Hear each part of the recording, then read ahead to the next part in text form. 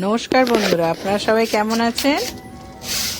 আজকে দেখুন ছাদ বাগানে ঝিঙে গাছ কি সুন্দর, সামান্য একটা রঙের বালতিতে লাগানো আর একদম জৈব পদ্ধতিতে ঘরের কিচেন কম্পোস্ট দিয়েই তৈরি করা। আর গাছে দেখুন ফুলে ভরা এবং ফলেও ভরা। এইভাবে আমরা আমাদের বাগানে সাধারণ পরিচর্যায় ঝিঙে গাছ বা বরবটি গাছ, করলা গাছ, এইসব গাছ, ভেন্ডি গাছ, এইসব আমরা করতে পারি এবং ভালোই ফল হয়, সবজি হয়। এর থেকে কি হয়, আমাদের বাইরের কেমিক্যাল সবজিও খাওয়া হলো না, আবার ঘরের কিচেন কম্পোস্ট থেকেই তৈরি হলো। আপনারা এইভাবে করুন, ভালো লাগবে। আপনারা সবাই ভালো থাকবেন, সুস্থ থাকবেন। অনেক ধন্যবাদ।